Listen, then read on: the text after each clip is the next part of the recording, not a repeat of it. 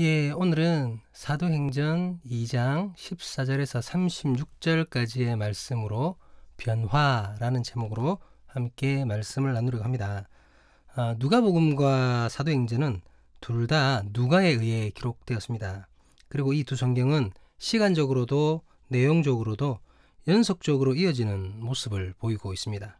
신약 성경 중에서는 가장 역사서에 가까운 그 책이라고 할 수 있습니다. 오늘은 그 사도행전에서 나타나는 그 베드로에 관한 이야기를 할 것입니다.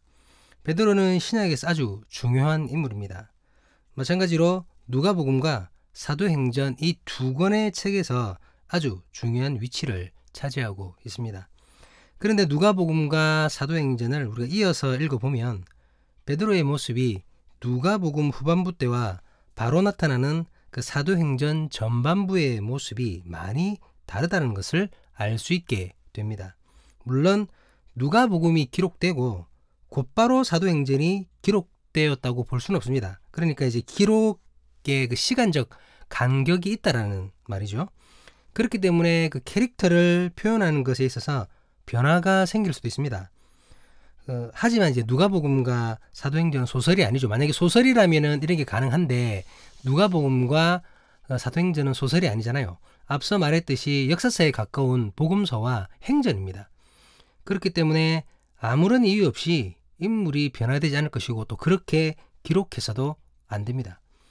누가복음 후반부를 읽어보면 베드로는 낙심과 절망, 두려움, 스스로에 대한 실망, 그리고 슬픔으로 가득 차 있습니다. 자신이 그토록 믿고 따랐던 예수님의 죽음, 그리고 그 죽음 앞에서 드러난 자신의 비겁함과 무능함, 이것으로 인해 베드로의 기가 완전히 꺾여 있는 모습입니다. 그런데 사도행전 2장 이후로 등장하는 베드로의 모습은 많이 다릅니다. 의욕이 넘치고 확신에 가득 찼으며 용기와 담대함, 주체할 수 없는 기쁨이 느껴집니다. 실제적으로 그리 긴 시간이 지나지 않았음에도 베드로는 전혀 다른 사람이 되어버렸습니다. 그 이유가 무엇일까요? 앞서 잠깐 언급한 것처럼 기록의 간격 때문에 나타나는 작가의 변심이 아닙니다. 말씀드린 대로 소설이 아니기 때문이죠. 누가복음 후반부의 베드로와 사도행전 전반부에 나타난 베드로가 이렇게 다르다면 그 중간에 분명히 무슨 일이 있었다라는 얘기가 됩니다. 성경을 읽는 사람이 느낄 정도의 변화를 가져다 준 그 어떤 사건이 베드로에게 발생했다는 것을 짐작할 수 있는 것이죠.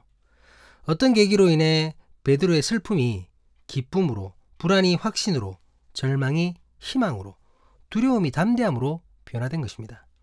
그렇다면 그 일이 어떤 일인지를 아는 것이 중요합니다. 과연 누가복음 마지막과 사도행전 2장 사이에서 베드로에게 일어난 그 중간의 사건이 무엇인가? 오늘은 그것을 살펴볼 것인데요. 먼저 말씀드린다면 그것은 바로 성령 강림입니다. 예수님께서 약속하셨던 성령의 임재가 베드로에게 임했던 것입니다. 임하신 성령이 베드로를 바꿔놓았습니다.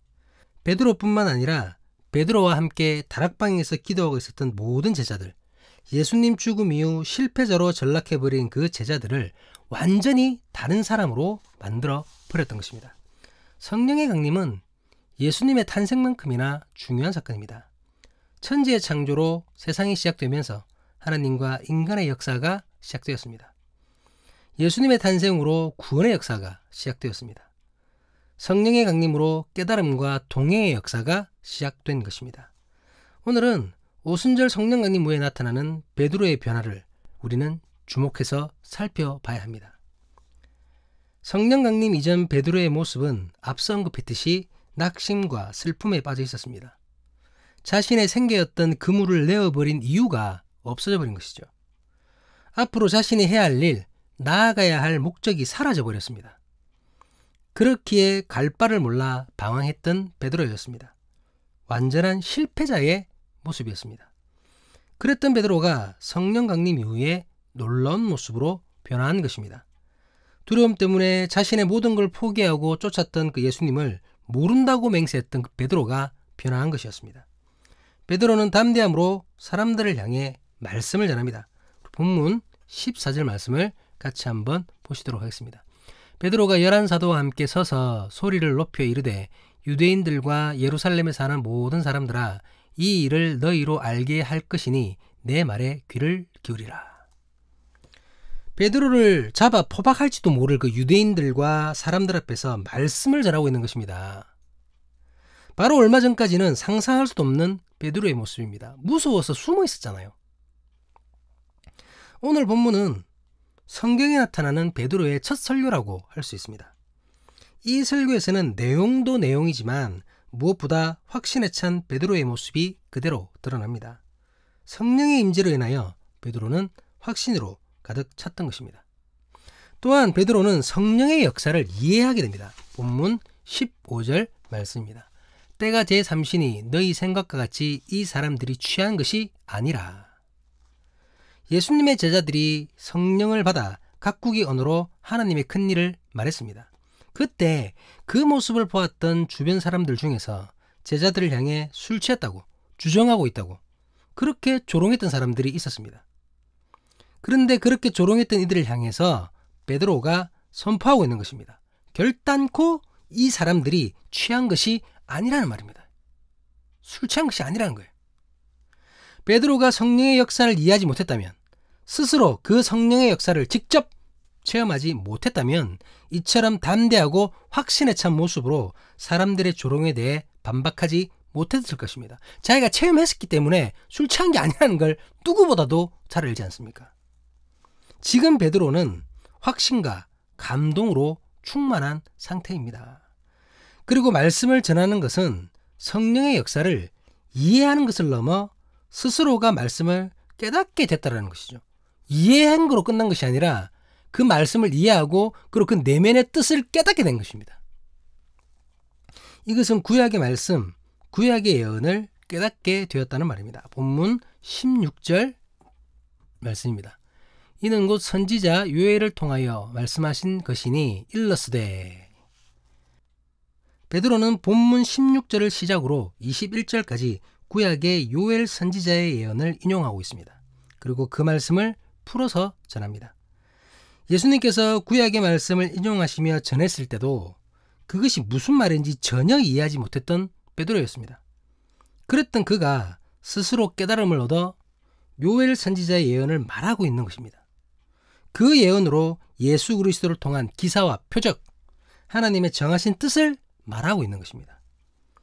베드로는 구약의 말씀, 선지자의 예언을 깨닫게 되므로 예수 그리스도의 죽으심과 부활까지도 이해하게 되었습니다. 본문 23절, 24절 말씀입니다. 그가 하나님께서 정하신 뜻과 미리 하신 대로 내준 바 되었거늘 너희가 법 없는 자들의 손을 빌려 못 박아 죽였으나 하나님께서 그를 사망의 고통에서 풀어 살리셨으니 이는 그가 사망에 매여 있을 수 없었습니다. 인간의 모든 죄를 주시고 인간을 위해 죽으셔야만 했던, 그리고 다시 살아나셔야만 했던 예수님의 사역을 이해하게 된 것입니다. 그 전에 베드로는 전혀 다른 메시아를 생각하고 있었습니다. 전혀 다른 하나님의 나라를 기대하고 있었습니다. 그런데 성령의 임재가 베드로를 이렇게 변화시킨 것입니다. 성령으로 인해 진리를 깨달았을 때 베드로는 그리스도를 증거할 수밖에 없었습니다. 본문 36절 말씀입니다. 그런즉 이스라엘 온 집은 확실히 알지니 너희가 십자가에 못 박은 이 예수를 하나님이 주와 그리스도가 되게 하셨느니라 하니라. 하나님께서 예수를 주와 그리스도 되게 하심을 깨닫고 증거하고 있습니다. 이렇게 말씀을 이해하면서 영적 깨달음을 얻은 것이 너무나도 놀라운 일이지요. 하지만 무엇보다도 우리가 주목해야 될 변화는 베드로의 담대함입니다. 앞서서도 얘기했지만 예수님께서 체포되실 때 자신의 다짐과는 다르게 걸음 하나 살려라 도망갔던 허풍쟁이 베드로였습니다. 예수님께서 매 맞으실 때에 가까이 가보지도 못하고 먼 곳에서 구경만 하던 겁쟁이 베드로였습니다. 예수님과 같은 당이라는 그 여종의 소리에 예수님을 부인하고 모른다고까지 맹세했던 거짓말쟁이 베드로였습니다. 예수님의 죽음 앞에서 두려움으로 말없이 조용히 숨어 지내야 했던 너무나도 과묵했던 베드로였습니다. 그는 예수님의 텅 빈 무덤을 확인하고도 주님의 부활에 대해서는 전혀 생각하지 못했습니다. 이전에 들었던 예수님의 말씀을 이해하지 못한 것이죠. 아니, 전혀 생각도 나지 않았을 것입니다. 그저 다시 고향으로 돌아가 바다에 그물 던지는 것 외에는 아무것도 할 것이 없었던 무기력한 베드로였습니다. 그랬던 그가 지금 수천 명의 사람 앞에 나와서 이스라엘 사람들아, 이 말을 들으라 라고 외치고 있는 것입니다. 자신의 말을 듣는 사람들을 향해 너희가 하나님께서 보내신 메시아를 못 박아 죽였다고 전하고 있습니다. 지금의 상황은 베드로의 말을 들은 사람들이 분노하여서 베드로를 돌로 쳐 죽일 수도 있는 상황입니다. 실제로 이후에 스데반은 베드로처럼 말씀을 선포하다가 돌에 맞아 죽는 일이 발생하지 않습니까? 하지만 성령의 강림으로 변화된 베드로에게 죽음은 더 이상 두려운 것이 아니었습니다. 지금의 베드로에게는 죽으시고 부활하신 예수 그리스도를 사람들에게 전하는 것, 십자가의 의미를 알게 하는 것이 가장 중요한 일이었습니다. 이처럼 성령으로 변화된 베드로의 모습은 너무나도 놀라운 그 자체였습니다. 물론 성령의 강림으로 인해 베드로가 완전한 모습이 되었다거나 완벽한 인간으로 변화됐다고는 할 수 없습니다. 사도행전 2장 이후, 그러니까 성령 체험 이후에도 베드로에게는 여전히 불완전한 인간적인 모습이 나타납니다. 여전히 실수하고 여전히 넘어지기도 합니다. 하지만 성령의 강림은 그로 하여금 적어도 더 이상 도망만 가도록 놔두지는 않았습니다. 다시는 주님을 모른다고 부인하는 일은 없었습니다. 넘어져도 예수의 이름으로 다시 일어났고 주님을 바라보았습니다. 그렇기에 목적지를 잃어버리고 방황하는 일이 없었던 것이죠. 성령은 더 이상 베드로로 하여금 실패자의 모습으로 그저 있게 하지 않았습니다. 베드로는 성령으로 말미암아 예수님께서 자신을 부르신 이유를 깨닫게 되었고 그 깨달음을 삶으로 실천해 나갔습니다. 진정으로 자신이 구해야 할 것, 진정으로 소중한 것이 무엇인지를 깨달았던 것입니다. 그리고 그것을 위해 자신의 삶을 바치는 참된 승리의 길, 성공의 삶을 살았던 것입니다. 오늘 베드로의 이 놀라운 변화가 함께 예배하는 모든 이들에게 임하시길 주님의 이름으로 간절히 기도합니다. 베드로에게 임하신 변화의 성령이 우리의 심령을 붙잡으시길 기도합니다. 이미 임하신 성령이라면 충만함으로 극대화될 수 있기를 간절히 기도합니다. 그것으로 우리의 삶이 참된 승리와 진정한 성공을 이루는 놀라운 삶이 될 수 있기를 기도합니다. 성령의 임재를 위하여 우리는 뜨거운 가슴으로 찬양하여야 합니다. 우리는 집중하여 말씀을 듣고 묵상해야 합니다. 우리는 간절함으로 먼저 구해야 할 것을 기도해야 합니다. 우리는 신령과 진정으로 예배하여야 합니다. 그럴 때에 그 시간에 우리에게 호련히 하늘로부터 급하고 강한 바람 같은 소리가 있어서 우리가 앉은 온 교회에 가득하며 마치 불의 혀처럼 갈라지는 것들이 우리에게 보여 각 사람 위에 하나씩 임하게 되고 우리가 다 성령의 충만함을 받고 성령으로 말하게 될 것입니다. 바로 이 시간이, 지금 예배의 시간이 성령께서 우리에게 허락하신 시간임을 믿습니다. 이 귀한 시간에 하나님께 최선을 다하는 우리가 될 수 있기를 주님의 이름으로 간절히 기도합니다. 예배의 매 순간 온 마음으로 성령을 구하는 믿음의 신앙 공동체가 될 수 있기를 주님의 이름으로 간절히 기도합니다. 영의 눈이 열려서 운행하시는 성령의 뜨거움을 느끼는 우리가 될 수 있기를 주님의 이름으로 기도합니다. 지금 이곳에서 우리와 함께 하시는 성령의 깊은 기제를 체험하는 믿음의 공동체, 하나님의 교회가 될 수 있기를 주님의 이름으로 간절히 간구합니다. 기도하시겠습니다.